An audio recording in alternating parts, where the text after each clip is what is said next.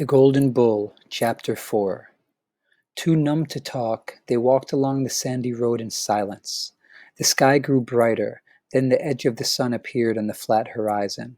Gradually, the cool of the night disappeared as the blazing circle rose slowly in the sky. The heat increased until it became so intense that Jomar thought he could see rays of sunlight shimmering in front of him. Jomar walked beside his father, who was holding Zephyr's hand.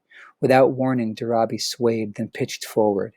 In an instant, Zephyr was down beside him, cradling her father's head in her lap.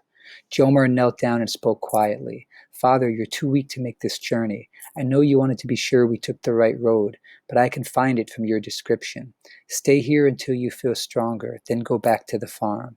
Darabi raised himself to a sitting position and started to protest, then sank down again. "I wanted to take you to the city, and now I'm unable to take you to the road that leads to the city. Go on without me. You must be in Ur before nightfall." They helped their father settle under an almost leafless tree that offered a bit of shade. Darabi pressed Zephyr to his chest, his hand smoothing her hair. He looked at Jomar with teary eyes. "You must have better sandals. Mine are newer. Take them and give me yours." After the exchange was made, he reached up and embraced Jomar. "I know Zephyr will be in good hands." Aware their father was watching them, Jomar and Zephyr started off at a rapid pace. But when the road curved and they knew Darabi could no longer see them, Zephyr's steps began to falter. She fell farther and farther behind. Jomar stopped. "Try to go faster," he called back to her. "I'll wait for you." "Not fair," Zephyr shouted back. While you wait, you'll be resting." "If you keep up with me, we can rest together," Jomar yelled. "I'm hungry and tired of walking," Zephyr said as she reached him. Jomar sighed and pointed to some yellowing tamarisk trees growing close to a reservoir some distance ahead. "Maybe there's a swallow of drinking water there. Anyway, we need to get out of the sun for a while." But the reservoir held just a rubble of rocks, silty dried mud, and a trickle of stagnant water. Kicking off their sandals, they sank to the ground under the meager shade of the trees. Jomar opened his basket. Only a small clay bowl, a handful of dates, and 4 small shrunken pomegranates. Zephyr wrinkled her nose. "They look like dried-up pieces of leather." Jomar said nothing. Removing the top of the bowl, he found a thick porridge made of boiled emmer, the wheat they grew to feed their animals. "This'll fill us up." "But it's tasteless," Zephyr said. "That's all I have," Jomar said sharply. "What's in yours?" Zephyr took a woven pouch from her basket and untied its reed string. She showed Jomar a small mixture of almonds and hard raisins. Searching deeper, she found a boiled egg still in its shell and held it up as if it were a carved ivory treasure. "Mother gave me the last one," she said tearily. Their mother was right. Zephyr's spirit was gone indeed.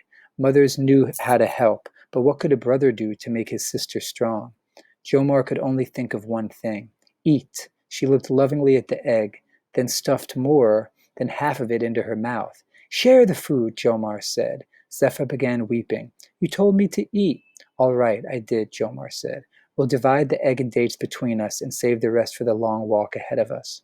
Zephyr raised her chin. "Why are you the one who makes all the decisions?" "I'm in charge because I'm older than you," Jomar answered. Zephyr shook her head angrily. "You've gone from ignoring me to ordering me around. It's a job I don't want." "Don't try to make me feel sorry for you." Zephyr's tone changed. "I'll give you what's left of the egg for one of your dates." Exasperated, he handed her a shriveled date. "I wish it was a syrupy one that Mother saved to make into honey." "You know they were gone a long time ago." Jomar looked at Zephyr, thin and miserable. His eye fell on her basket. The lyre was inside. "Sing a song for me." He felt his cheeks flush. "The one you were singing in the goat hutch when I made you stop." Zephyr's eyes widened with surprise. She swallowed the date, her face brightening as she brought out her lyre. She began to sing with her head tilted back, her eyes closed.